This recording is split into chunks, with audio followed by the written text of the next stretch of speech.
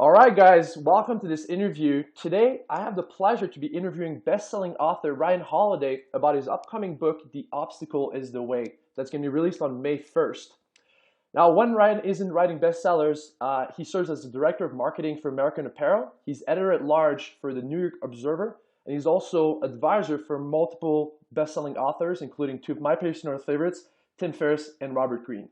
This guy is a badass, and it's really an honor to be chatting with him today. So, Ryan, thanks for taking the time. Yeah, man. Thanks for having me. It's my pleasure. So, I'm really excited about this talk because one of the things I'm passionate about is mindset and philosophy, and this whole idea that we can reprogram our brain to achieve greater results in our life. And Ryan wrote this book about Stoicism, which is one of the most practical philosophies to live a happier, healthier, and more successful life. Now, Ryan, you're known to write books a little bit more on the marketing side of things, and you took a bit of a pivot towards philosophy and personal development. Why did you write this book? Yeah, sure. So, I mean, philosophy is something that I've written about for a long time, but more importantly, it's sort of something that I've used in my own life. I was introduced to Stoicism at 19, I believe, when I was in college, and it was something I sort of fell down the rabbit hole and I began to study. And as I, became successful and as I worked in sort of higher and higher pressure stakes, Stoicism was this idea that I turned to over and over again. And specifically one idea, which I based the idea about, which is this exercise known as sort of turning the obstacle upside down, which is the basic premise is there's no such thing as a good or bad event that happens to you. There's only a response. And with that response, you have the choice to decide that it's actually a positive, right? Or that it's actually an opportunity of some kind. And so the book is all about people who have applied that in their own lives throughout history, who sort of took seemingly very negative situations and from the way that they approached them and looked at them, was able to turn that into some sort of success. Very cool. That was really interesting when I read the book because I've personally been studying Buddhism for about 10 years. And one of the famous quotes from the Buddha is, "Nothing is good or bad, but thinking makes it so," which is, a very similar idea. So who did you write this book for in particular? That quote is actually from Shakespeare. Oh, really? I forget which play, but that's a line from Shakespeare. Yeah, it's interesting. There's all sorts of connections between Eastern philosophy and this specific kind of Western philosophy, which to me suggests that there's some sort of eternal truth or timeless truth that they both chanced upon, which is that, again, we don't control what happens to us. We control our reaction to what happens to us. And so the first half, the first third of the book is sort of that perception, how we control and influence our perceptions in a beneficial way. And then it ultimately gets to how we act. Do we act rightly and sort of creatively and persistently? And I think those are the sort of the two variables towards success is one, how you approach and view the problem, and then of course, how you actually act on it. It's not just enough to think that something's not an obstacle. You ultimately have to, make that real with your actions. Absolutely. And we'll get back to that in a second. But to help us exemplify this principle, which, you and I have been living for some few years, so it's pretty ingrained. But for someone who's just trying to wrap their head around, you infused the book with a lot of anecdotes, a lot of stories. Can you tell us one of your personal favorites to really kind of show the point? Yeah. So the book is obviously all stories. I think Marcus Aurelius is the sort of the quintessential example who leads the book, but he's more of sort of the thought stories. I like the story of Demosthenes, the Athenian orator who was born with a speech impediment. He was born sort of somewhat physically disabled and frail and weak. His parents died, so he's left to these guardians who ultimately stole everything, his inheritance for them and from him, and refused to send him to school. And so at a certain point, he decided, look, this is on me to solve. I have to do something about this. So he literally moves underground. He shaves half of his head, so he's afraid to go outside. He doesn't want to be laughed at. He conquers his speech impediment through a series of exercises. And he teaches himself the law, right? And then he ultimately goes to court. He wins back his inheritance, but which there's only a fraction of left. But in the process, he sort of gets this respect. He becomes this expert on the law, expert on persuasion.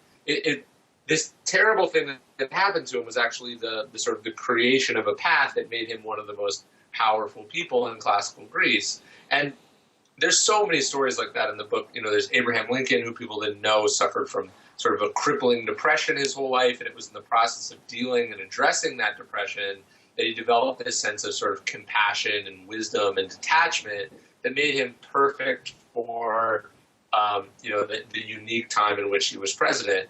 And there's little stories here and there about sort of a general who did this or an artist who did that. What I wanted to show is that, like, whatever you're going through right now, someone else has probably gone through. They probably went through it in a more extreme or unfortunate way. And that wrecked a lot of people, but there were other people out there, and those are the examples I wanted to look at, who were able to sort of turn that around, and they actually derived some benefit or advantage from it. And that's what I wanted. Because, look, bad things are going to continue to happen to all of us. Hopefully not too bad, but things are going to happen to us. And I wanted us to have a framework or an example that we can turn to or think about so we can deal with those going forward in a way that doesn't involve getting despondent or upset or frustrated or angry. Yeah, I love it. I think having those stories is such an easy sort of mental reminder when shit hits the fan, metaphorically, to be like, well, this happened to that guy and he dealt with it. So it's kind of like an easy mental trigger. So now in your life, you're a young guy, and obviously you live under relatively high amount of pressure in your job. So how do you apply this philosophy, as you go to work, as you get crazy emails or whatever life throws your way? Yeah. So I think what's interesting is like we have this idea that adversity is this like terrible thing that happens to you when you're young. It's not a day-to-day experience, right? That we don't all go through situations that are not as we plan them to be or not as we wish them to be, and then how do we respond and act to them? So, like, I think about this as a business owner, as a writer. It's like, look, I wrote this book. I'm very proud of it. I don't control whether it's successful or not at the end of the day, right? It's ultimately on readers to decide whether they like it, and it's good. I can put all my energy, I can direct all my action in a way that I think sets me up to be successful, but ultimately you don't control what other people do, right? No artist controls whether their work is going to be appreciated in their lifetime or not. And so it's about sort of envisioning, it's about doing everything that you can to be successful, but also understanding that the success is not, after a certain point, that success is not yours to grant, right? It's sort of out there and it's external. And what matters is the process. What matters is the effort that you put into it, and you've got to be satisfied with that. Because I could die tomorrow, a terrible crisis could happen, and no one's reading books. So many variables could happen that could prevent you from getting towards your goal. And that's why the final third of the book is about this concept of amor fati, which sort of loving everything that happens to you. Maybe this book fails, and that's actually the best thing that ever happened to me because it forces me to re-examine myself. It forces me to try different things. It opens up all sorts of different opportunities. I think what happens is people think, like ambitious, successful, or hardworking people start to think that it's the end result that matters. But I like that phrase, like how you do anything is how you do everything. It's this idea of the process being intrinsically valuable, and that's how I tend to think about it.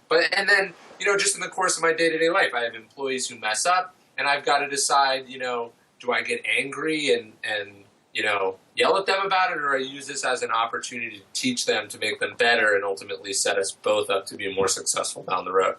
Absolutely. I think that's really wise, and it's so important because, as we both know, when we're in a state of peak performance, we're inspired, but we're relaxed at the same time. It's like a bow, that string needs to have some tension, but not too much, or else it's inefficient. So how can someone go about, like, if we want to bring this into the everyday life, what's maybe one ritual or one habit that you have that helps you reconnect with that energy on a daily basis? Yeah, I think what's interesting about Stoicism that separates it from all other kinds of philosophy is that it's not like a thing that got written down one time and then you're just supposed to know it and then it changes your life. It's actually a ritual or a process. Like Marcus Aurelius, the reason in Meditations, which is one of my favorite books, the reason he repeats himself or feels like he's repeating himself is that he's experiencing the same problem, 15 pages apart. and he's reminding himself that night of a different way of thinking about it or a different way of working on it. So for me, like I sort of do the same approach. I wrote this book not because I've mastered all these things and I'm telling you how it should be. I'm writing it to myself, right? I'm writing about how I need to think about it and how I need to address it. So I think sort of daily practice and daily writing or journaling is really important. But I also think it's not enough to know, like a phrase like there is no good or bad, there's only perception. That's very easy to say. It's much harder to actually do. And so every time you have something happen to you, you have to run that through your head. So there's actually a Stoicism is very big in the cognitive behavioral therapy world, where they're sort of teaching people practices and exercises that they're supposed to do when things happen. So I think Stoicism is a sort of it's a thing that you do rather than a thing that you know, and you've got to remind yourself of these precepts and this wisdom repeatedly as you're exposed to it over the course of your life. And some of it's going to work better for other people, and you've got to pick what you really know. I think we all have different strengths and weaknesses, right? So the Stoics don't talk about like why you should laugh at jokes and why being happy is good, because that's sort of natural. Is having a framework or a formula for dealing with the more difficult things in life.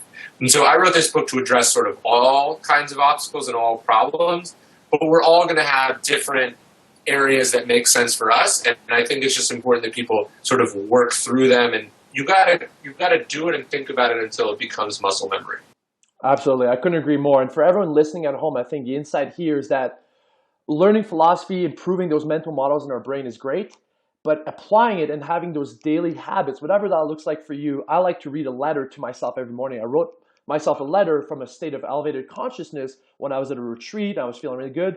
And I wrote it for my everyday self just to reconnect in the morning, and that works great for me. So figure out what is your ritual, ideally in the morning, in your morning ritual, just to connect with it, and maybe in the middle of the day to have a reminder to, when I have lunch, I remind myself of my daily intention. I check in, am I doing it, or did I fall off, and should I get back on it? Just simple things like that to make a huge difference.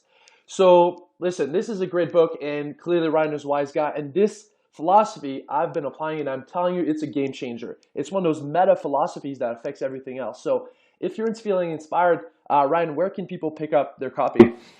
Yeah, so the book's bookstores everywhere. It's on Amazon. Obstacle is the way, and then you can get info about it on my site, which is just ryanholiday.net. Awesome. Hey, thank you so much for, first of all, taking the time to write the book, putting the effort into it, and stopping by today. It's really appreciated. Yeah, thanks for having me. This was great. All right. Thanks, guys. Have a good day. We'll talk to you soon.